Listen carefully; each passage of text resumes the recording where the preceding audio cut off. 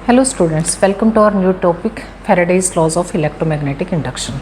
Faraday's law of electromagnetic induction से पहले हम सबसे पहले थोड़ा सा किस पे स्ट्रेस करेंगे, अपना ध्यान देंगे कि इलेक्ट्रोमैग्नेटिक इंडक्शन होता क्या है। इसको पढ़ लेते हैं, फिर इसको हम समझेंगे अच्छे से। और बहुत ही इंटरेस्टिंग टॉपिक है, आपको बिल्कुल सिंपल लॉजिकल देसी तरीके से आपको मैं समझाने की कोशिश करूँगी, ताकि आपको ये इस तरह से दिमाग में बैठ जाए कि कभी भी ना भूलें आप, जब तक ये आपका जब तक भी आप ये चैप्टर पढ़ रहे हो। ओके, तो इलेक्ट्रोमैग्नेटिक इंडक्शन क्या कहता है? वो कहता है कि the phenomena by which N EMF is induced in a circuit when magnetic flux linking with it changes is called electromagnetic induction.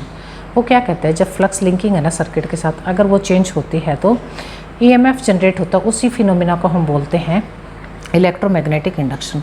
अब ये फिनोमेना लाइमलाइट में कब आया? जैसे कि हमने प्रीवियस वीडियोस में भी किया है। सबसे पहले मैग्नेटिज्म पे काम ऑस्टेड का सबसे पहला एक्सपेरिमेंट आया था, जो देखता है कि क्या, ये तो हमें पता था कि मैग्नेट है तो मैग्नेटिक फील्ड भी है उसके आसपास उसकी ओर। तो उन्होंने क्या देखा था कि लैब में, फिजिक्स लेबोरेटरी में, कि आपका करंट मूविंग चार्ज यानी कि करंट कैरिंग कंडक्टर के आसपास भी एक मैग्नेटिक फील्ड जनरेट होती है। ठीक है, फिर वो इसी तरह के बहुत सारे एक्सपेरिमेंट्स करते रहे। उन्होंने एक एक्सपेरिमेंट, वो क्या सोचते रहे कि अगर ऐसा हो जाए, मान लो कि जैसे करंट से तो मैग्नेटिक फील्ड जनरेट हो सकती है, तो उन्होंने देखा कि क्या मैग्नेटिक फील्ड भी हमारा करंट को जनरेट कर सकता है। अगर ऐसा हो जाए तो हमारी बहुत सारी प्रॉब्लम सोल्व हो सकती हैं, हम अपनी इलेक्ट्रिसिटी जनरेट करा सकते हैं इस फिनोमिना को यूज़ करते, मैग्नेटिज्म को यूज़ करके। तो इसमें बहुत सारे उनके बाद 1819 में आए थे ऑस्टेड का जो रिसर्च हुई थी, उसके बाद बहुत सारी रिसर्च हुई।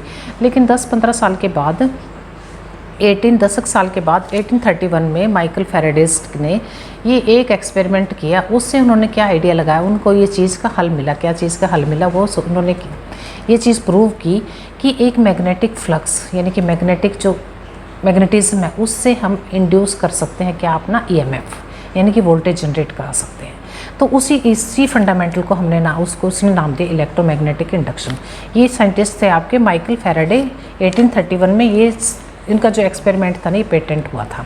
ये एक्सपेरिमेंट क्या था, सबसे पहले इस एक्सपेरिमेंट को आप समझ लेते हैं, ताकि हमें इनके तीनों लॉज को समझने में कोई भी दिक्कत नहीं आएगी। बिल्कुल आसान से लॉ है, 2 लॉज हैं इनके, एक लॉ हमारे दूसरा इसमें ऐड करेंगे, थर्ड लॉ इनका नहीं है, वो किसी और का लॉ है। लेकिन इस फंडामेंटल में, इलेक्ट्रोमैग्नेटिक इंडक्शन के फंडामेंटल में, वो भी हमारे एक बहुत ही रिक्वायर्ड फील्ड है। ओके, तो सबसे पहले उन्होंने क्या एक्सपेरिमेंट किया, वो क्या करते हैं, एक सोलेनोइड लेते हैं। सोलेनोइड जैसे लास्ट वीडियो में मैंने समझाया था आपको, ये सोलेनोइड ले लिया उन्होंने, और उस सोलेनोइड को ना क्या किया, कोई उसको करंट, उसमें से करंट पास नहीं कराया उन्होंने। उस सोलेनोइड को जस्ट गैल्वेनोमीटर से कनेक्ट कर दिया, वायर्स को। ठीक है, गैल्वेनोमीटर से कनेक्ट करके वो क्या करते हैं, एक मैग्नेट को ना उसके पास रख देते हैं सोलेनोइड के। तो उन्होंने देखा कि किसी भी तरह की कोई डिफ्लेक्शन नहीं होती गैल्वेनोमीटर, और निराश हो जाते हैं। लेकिन जैसे ही वो उस मैग्नेट को सरका के दूर लेके जाते हैं कि हो तो रहा नहीं कुछ, मैग्नेट को जैसे उन्होंने उठाया तो वो क्या नोटिस करते हैं, ऑस्टेड की तरह यहाँ पे भी एक नोटिफिकेशन क्या हुई कि ये आपका जो गैल्वेनोमीटर है ना, वहाँ पे कुछ डिफ्लेक्शन शो हुई। फिर वो उस मैग्नेट को दोबारा से उसके पास ले आए, यानी कि पहले मैग्नेट स्टिल रखा हुआ था स्टेबल कुछ डिस्टेंस पे, ये कोयल रखी है जैसे, और इतने से डिस्टेंस पे मैग्नेट रखा हुआ था। वो उन्होंने क्या किया, नज़दीक लेके आए मैग्नेट को, फिर से डिफ्लेक्शन हुई, फिर वो दूर लेके गए, फिर डिफ्लेक्शन हुई। अब सेकंड केस में उन्होंने क्या किया कि मैग्नेट को तो स्टेबल रखा, स्टिल रखा, उन्होंने इस कोयल को ना अपने सोलेनोइड को मूवमेंट कराई। अब जब वो सोलेनोइड को फर्स्ट पोजीशन पे, यानी कि इस साइड मैग्नेट की तरफ लेके गई, तब भी गैल्वेनोमीटर में कुछ ना कुछ सुई हिली, और जब वो उससे दूर लेके गए तब भी हिले। उन्होंने देखा कि यानी कि जब हम मूव करते हैं ना, तो अपोजिट हमारा कुछ इंड्यूस हो रहा है, ईएमएफ अपोजिट डायरेक्शन में आगे ले जा रहे हैं, तो डिफ्लेक्शन दूसरी साइड है, यानी कि अपोजिट डिफ्लेक्शन शो हो रही है दोनों केसेस में। जब भी वो मैग्नेट को बार के नज़दीक बार मैग्नेट को कोयल के नज़दीक लेके आए, तब आपकी डिफ्लेक्शन सुई की मान लो पोजीशन 1 पे थी, अगर वो उससे दूर लेके गए तो पोजीशन 2 पे थी। तो इससे क्या अंदाज़ा लगा कि मतलब हर केस में जब भी मैग्नेट को पास लेके आ रहे हैं, दूर लेके आ रहे हैं, तो आपका जो इंड्यूस ईएमएफ है ना, उसकी डायरेक्शन क्या, अपोजिट है। Got it? तो इसी फंडामेंटल से फैराडेज के ना हमारे लॉज निकल के आए। फैराडेज ने इस चीज़ को जब एक्सपेरिमेंटली देख लिया, कर लिया, तो समझ चुके थे कि हाँ, हम ना मैग्नेटिक इंडक्शन से यानी कि मैग्नेटिक फील्ड से अपना ईएमएफ इंड्यूस करा सकते हैं। अब ईएमएफ इंड्यूस हो गया, यानी कि वोल्टेज मिल गई, तो करंट तो है ही है, वोल्टेज है तो करंट है, ये तो पता ही है ना हमें सबको। ठीक है, तो फैराडेज का ना फर्स्ट लॉ क्या कहता है, वो उनके ना 2 लॉज है, उन्होंने इसी भी 2 लॉ बनाए हमने। फर्स्ट लॉ में क्या है, it states that when ever A magnetic flux linking with any circuit changes, जो मैग्नेटिक फ्लक्स है ना किसी भी सर्किट से के पास, ठीक है, वो जब चेंज होते हैं an EMF is induced in the coil. अब सबसे पहले बच्चों आपको ना थोड़ा सा एक चीज़ क्लियर कराना चाहती हूँ, ये जो फ्लक्स लिंकिंग है ना, ये फ्लक्स लिंकेज वर्ड जो बार बार यूज़ होगा ना इसमें फैराडेज लॉज में, तो इसको पहले थोड़ा सा समझ लो आपकी लिंकिंग क्या है। फ्लक्स लिंकेज क्या होता है, देखिए मान लो मैंने इस कोयल पे ना, इसको देख लेते हैं आप, इस कोयल पे मैंने कितने टर्न्स यानी कि कितना लपेट के दिया है तार को, 10 लपेटे दिए, 20 दिए, कितने दिए, अब यहाँ पे गिन लेते हैं हम, ये कितने लपेटे हैं, 1 2 3 4 5, ठीक है, 5 तो मैंने यहाँ पे लपेटे दिए तार को। और इस फील्ड की कुछ ना कुछ डेंसिटी, फ्लक्स की कोई डेंसिटी है ना, मतलब उसका घनत्व भी कुछ है, मान लो इसकी डेंसिटी है 7, और ये कितने हैं लपेटे मेरे, 1 2 3 4, ये 5 थे ना, 3 और 2 5, ठीक है। तो फ्लक्स लिंकेज का जो मीनिंग है वो क्या होगा यहाँ पे, वो क्या कहता है, फ्लक्स लिंकेज वो चीज़ होती है प्रोडक्ट ऑफ टर्न्स यानी कि एन की वैल्यू गुणा में फ्लक्स की डेंसिटी, 5 गुणा में 7 यानी कि 35 जो आएगा ना वर्ड वेबर टर्न्स, ये होगी हमारी फ्लक्स लिंकेज। जो वर्ड यूज़ हुआ ना फ्लक्स लिंकेज, ये उसी से यूज़ हुआ है। मान लो आपका मैग्नेट यहाँ नज़दीक आता है तो कितने टर्न्स तक उसकी डेंसिटी की असर है, मतलब कहाँ तक फ्लक्स का असर है, 1 तक 2 तक कितने तक, या 5 तारों तक उसका असर है, उसी को हम बोलते हैं फ्लक्स लिंकेज। यही विद एनी सर्किट चेंजिंग, यही चेंज होता है, इसी से हमारा क्या होगा, इंड्यूस होगा EMF, ठीक है। अब यहाँ पे इस फर्स्ट जो लॉ है ना, इसके कॉरस्पॉन्डिंग ये समझ के ना आप क्या कहता है, it states that the whenever a magnetic flux linking with any circuit changes, flux linking and it circuit change हो रही है, जब वो चेंज हो रही है an EMF is induced in the circuit, एक EMF इंड्यूस होता है। सेम वही एक्सपेरिमेंट जो ऊपर हमने इलेक्ट्रोमैग्नेटिक इंडक्शन था ना फर्स्ट लॉ में, उसी एक्सपेरिमेंट को इन्होंने यहाँ पे दोबारा से समझाया, क्या किया हुआ इस एक्सपेरिमेंट में देखिए। अब यहाँ पे ना डायरेक्शन भी हमें EMF तो मिल गया, इंड्यूस होगा, पता चल गया, वहाँ से डिफ्लेक्शन हुई थी गैल्वेनोमीटर में। सेम एक्सपेरिमेंट है, उसी तरह से गैल्वेनोमीटर लगा, सोलेनोइड लिया है, A और B इसके टर्मिनल से सोलेनोइड के, और ये हमारा एक मैग्नेट रखा हुआ है, ठीक है। ये जो मेरा मैग्नेट था ना, यहाँ पे इसकी फिक्स्ड पोजीशन थी। अब इस मैग्नेट को जैसे ही हम, ये हमारी फिक्स्ड पोजीशन थी, जैसे इसको नंबर 2 पोजीशन पे लेके आते हैं ना, तो क्या देखते हैं कि गैल्वेनोमीटर की सुई में कुछ ना कुछ क्या होता है, एक डिफ्लेक्शन होती है, किस साइड हो रही है, वो राइट साइड को। अब इसकी कोरस्पॉन्डिंग ये देखिए हमारी जो फील्ड की डायरेक्शन हो रही है, अब ये जो EMF की जो डायरेक्शन है ना, इंड्यूस जो हुई है वोल्टेज, उसकी डायरेक्शन क्या हो रही है आपकी, B से, देखिए B से A की तरफ जा रहा है, मतलब B से निकल रही है डायरेक्शन, यानी कि जैसे आपकी मैग्नेटिक फील्ड में क्या होता है, नॉर्थ से साउथ की तरफ जाते हैं ना लाइन्स, यानी कि डायरेक्शन, नीडल कैसे घूमते हैं हर बार नॉर्थ से साउथ, तो हमने क्या अज्यूम कर लिया था कि जो आपकी फील्ड की डायरेक्शन है नॉर्थ टू साउथ है। सिमिलरली अब B क्या हो रहा है, B से निकल रहे, तो यानी कि B किस तरह से काम कर रहा है, आपका नॉर्थ पोल की तरह, और ये जो A टर्मिनल है ये साउथ पोल की तरह काम कर रहा है, यानी कि ये नीचे की तरह, यानी कि B हमारा क्या हो रहा है, दूसरे पोल की हम बात ही नहीं करते, B किसकी तरह बिहेव कर रहा है, नॉर्थ पोल की तरह, यानी कि यहाँ पे।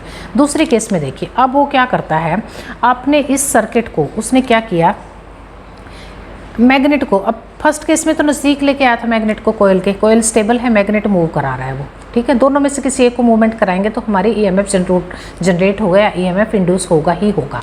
सेकंड केस में वो क्या करता है कि अपने मैग्नेट को दूर लेके जाता है, फर्स्ट पोजीशन पे था मैग्नेट, यहाँ पे था, अब ये दूर लेके जा रहा है। दूर के केस में भी क्या हो रहा है, आपका डिफ्लेक्शन शो हो रही है गैल्वेनोमीटर में, लेकिन वो अपोजिट डायरेक्शन में है। अपोजिट डायरेक्शन में मीन्स आप देखिए जो हमारी डायरेक्शन है ना इंड्यूस EMF की जो डायरेक्शन है वो कैसे हो रही है, आपकी अपोजिट हो रही है, यानी कि B की तरफ जा रहा है एरो, यानी कि B अब यहाँ पे किस तरह से बिहेव कर रहा है, साउथ की तरह, साउथ पोल की तरह काम कर रहा है ना, यहाँ पे नॉर्थ पोल की तरह काम कर रहे थे या साउथ पोल की तरह काम कर रहे हैं। ये हमारा हो गया फर्स्ट लॉ को, ये थोड़ा सा हमने यहाँ पे फर्स्ट लॉ को समझना है। अब हम चलते हैं सेकंड लॉ की तरफ, क्या कहते हैं उसको देखते हैं। It states that the magnitude of induced EMF in the coil is directly proportional to the rate of change of flux linkages, ठीक है। फ्लक्स लिंकेज आप समझ ही चुके हैं, समझा चुके हैं क्या होता है। तो ये क्या है, ये क्या कहता है कि उसका जो मैग्नीट्यूड होगा ना डायरेक्टली प्रोपोर्शनल होगा आपकी rate of change of flux linkages, उसका जिस रेट से वो चेंज होगा ना उसके डायरेक्टली प्रोपोर्शनल होगा, ठीक है। Rate of change of flux linkages क्या होगी आपकी, N = N∅ यानी कि फ्लक्स में changes divided by T, weber turns इसकी यूनिट क्या होगी पर सेकेंड, ठीक है। यहाँ पे N क्या है, N है number of turns in the coil, और 5 to 5 क्या है, change of flux in the web coil, यानी कि वेबर में आएगी ना फ्लक्स है तो वेबर में ले जाएगी यूनिट इसकी, और टाइम T क्या है, टाइम सेकंड्स में लेंगे फॉर द चेंजेस, ठीक है। अब हम क्या देखते हैं, क्या करेंगे, इसको थोड़ा सा मैथमेटिकली इसको सोल्व करेंगे इसी सेकंड लॉ को। फर्स्ट लॉ में तो कोई भी हमारा एक्सप्रेशन नहीं है ना मैथमेटिकली, फर्स्ट लॉ में तो सिर्फ ये बताता है कि EMF इंड्यूस होता है। अब सेकंड में हमारा क्या है कि EMF तो इंड्यूस कर लिया, कितनी मात्रा है उसकी, क्या मैग्नीट्यूड है, EMF का किस पे डिपेंड करेगा, वो कितना EMF इंड्यूस करा सकते हैं हम। देखिए सेकंड में क्या है, इंड्यूस ईएमएफ क्या होगा हमारा ई, डायरेक्टली प्रोपोर्शनल किसके होगा, an this one rate of change of flux linkages. ठीक है, यहाँ पे प्रोपोर्शनलिटी को जब हम यहाँ से अपने को रिप्लेस करते हैं किसने किसी कांस्टेंट को यूज़ करेंगे यहाँ पे, तो कांस्टेंट हमने ले लिया अपना के। ठीक है, अब यहाँ पे ऐसे यूनिट के कॉरस्पॉन्डिंग के की वैल्यू यूनिटी रखेंगे और के की वैल्यू के अकॉर्डिंग अगर इसको हम के 1 है तो हमारा ईएमएफ इंड्यूस जो हुआ वो क्या होगा आपका, डायरेक्टली प्रोपोर्शनल इक्वल्स टू किसके होगा, rate of change of flux linkages. ठीक है, अगर इसकी डिफरेंशियल फॉर्म लिखें हम, डिफरेंशियल में स्मॉल चेंज इन की फ्लक्स को d phi by d t करेंगे, डिफरेंशियल फॉर्म लिखें इसकी तो क्या होगी, E equals to N d phi by d t volts और E minus N d phi by d t. अब यहाँ पे ना आप एक चीज़ में थोड़ा सा कंफ्यूज होंगे बच्चे कि मैंने माइनस कहाँ से लगा दिया। ठीक है, इस माइनस के लिए ना यहाँ पे ना हमारा तीसरा लॉ काम करता है जो कि है लेंस लॉ। लेंस लॉ में क्या कहता है, लेंस क्या कहता है कि जब आपका उस लॉ में क्या कहते हैं, जो डायरेक्शन है ना इंड्यूस ईएमएफ की इन अ कॉइल और a circuit when flux linkage with it is change होती है, वो हर बार चेंज हो रही है। इट इज स्टेटेड, जैसे कि मैं पहले बता चुकी हूँ, जैसे ही हमारी मूवमेंट होती है ना, अब इसको हम थोड़ा सा ना इस नेगेटिव साइन के बारे में लेंस लॉ को थोड़ा स्टडी करते हैं अपने पिछले ही डायग्राम से। देखिए आपको एक चीज़ अच्छे से समझ आ जाएगी, यहीं पे कोई कुछ भी मुश्किल नहीं है, किसी भी तरह की मुश्किल नहीं है। हर बार देखिए जैसे ना हमारा पहली पोजीशन पे कहाँ था, ये मेरा मैग्नेट है, यहाँ पे था ये जो मैंने डॉटेड दिखाया। अब इस मैग्नेट को ना हम क्या कर रहे हैं, इसके पास लेके आ रहे हैं अपने सोलेनॉइड कोयल के, और यहाँ पे पास आते हैं हमारा इंड्यूस हो चुका है ईएमएफ और उसकी डायरेक्शन क्या दिख रही है आपकी, बी से निकल रहा है। ठीक है ना, बी से दूसरी साइड को जा रहा है, मतलब कि बी हमारा किस तरह से काम कर रहा है, एन पोल की तरह। बी हमारा किसकी तरह काम कर रहा है, एन पोल की तरह इस केस में। तो एन पोल और मैं हम नज़दीक भी लेके आ रहे हैं इसको, एन को एन के नज़दीक जब आप लेके आते हो तो अपोजिशन होगी ना। अब देखिए बच्चों, आपने वोल्टेज जनरेट करा लिए, अब करंट जनरेशन के लिए कुछ ना कुछ तो आर की वैल्यू भी चाहिए ना हमें, आर क्या रिलेक्टेंस, कुछ अपोजिशन भी तो होगी ना। तो हमें यहाँ पे क्या अपोज कर रहा है, तो सेम पोल हो गए एन एन एन एक दूसरे को अपोज करेगा, अपोजिशन प्रोवाइड करेगा ना, वो उसको दूर भगाएगा।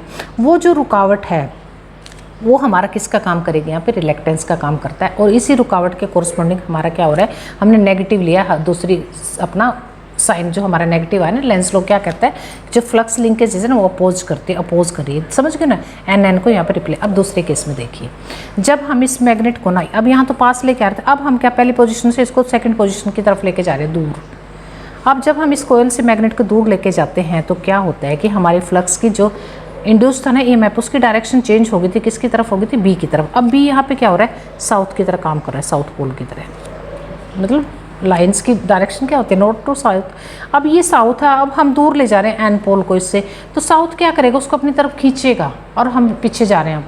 मतलब यहाँ पे अपोजिशन क्या हो रही है, ये अट्रैक्ट करना चाहता है, लेकिन ऑटोमेटिक सिस्टम हमारा हमने मैनुअल किया है, इसको ऑटोमेशन से किया, तो वो क्या हो रहा है, मैग्नेट को लेके जा रहा है। यहाँ पे भी हमारा एक फोर्स अपोजिट फोर्स काम करता है, वो खींच रहा है अपनी तरफ, दूसरा हम दूसरी तरफ खींच रहा है, तो यहाँ पे भी एक अपोजिशन। यहाँ पे क्या था, अट्रैक्शन नहीं हो रही थी, आना चाहता था वो दूर भगा रहा था, यहाँ पे क्या है, पास लेना चाहता है लेकिन हम दूर भगा रहे हैं मैग्नेट को। तो ये जो अपोजिशन है, नियर लेंस लॉ है, उसके कोरस्पॉन्डिंग हमारी जो ईएमएफ की जो साइन है ना, ये एन, ये साइन आता है हमारा नेगेटिव आता है, ये हमारा है एक्चुअल में हमारा ना, इसी पे न्यूमेरिकल के कोरस्पॉन्डिंग हम इंड्यूस ईएमएफ से इसी चीज़ से नेगेटिव साइन से ही आगे भी हम न्यूमेरिकली भी इस चीज़ को रिप्रेजेंट करने वाले हैं, लेंस अपने फैराडेज के लॉज को। अब ये चीज़ आपको समझ आ गई। अब देखिए, जब से हमारा इलेक्ट्रोमैग्नेटिक इंडक्शन लाइमलाइट में आता था, बहुत सारी एप्लीकेशंस में हमारी बहुत सारी चीज़ों से हमने इलेक्ट्रिसिटी जनरेट होगी हमारी मैग्नेटिज्म से।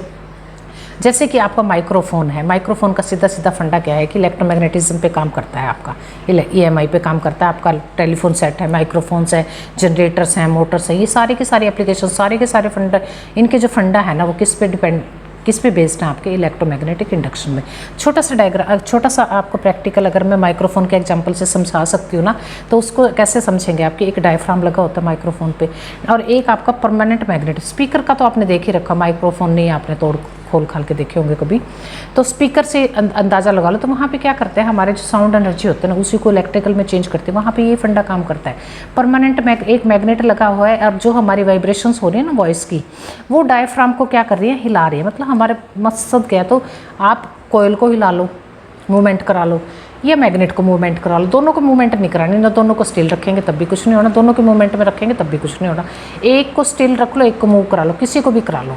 तो माइक्रोफोन का फंडामेंटल क्या है कि उसने मैग्नेट को स्टिल रख के आपका डायफ्राम हिल रहा है, वॉइस किसके कॉरस्पॉन्डिंग हिलता है, कैसे हिलाते हैं डायफ्राम को हम, डायफ्राम हिलता है हमारे वॉइस की पिच के अकॉर्डिंग, साउंड जो हमारी वॉइस जो निकलती है उसी से हमारी क्या होती है, मैग्नेटिक लाइंस का जो लिंकेज होने, फ्लक्स लिंकेज वो चेंज हो रही है, उसी से हमारा इलेक्ट्रिकल सिग्नल जो जनरेट होता है वो हमारा माइक्रोफोन का जो फंडामेंटल है वो किस पे बेस्ड है, आपका इलेक्ट्रोमैग्नेटिक इंडक्शन पे। इसी तरह टेलीफोन हो गया, माइक्रो, एक ही बात होगी ना, ये तो जनरेटर्स हैं जितने भी आपकी इलेक्ट्रिसिटी जनरेट कराते हैं, जनरेटर सभी ने देख रखे हैं, सभी के घरों में होंगे, वो फंडामेंटल किस पे बेस्ड है, ट्रांसफॉर्मर्स किस पे बेस्ड है, इसी फंडामेंटल पे बेस्ड है। आपकी मोटर्स हैं बहुत सारी, वो किस पे बेस्ड है, इसी फंडामेंटल पे, EMI फंडामेंटल पे। चलो ये वीडियो ज़्यादा लंबी हो जाएगी, तो आई होप सो ये फंडामेंटल आपको समझ आ गया होगा। Thank you very much. अब नेक्स्ट टॉपिक इसी से रिलेटेड कुछ न्यूमेरिकल्स और कुछ हमारे सेल्फ और म्यूचुअल इंडक्टेंस के होंगे। जल्दी से चैप्टर खत्म कराने वाली हूँ, फटाफट आपका ये सिलेबस हो ही जाएगा। Thank you very much.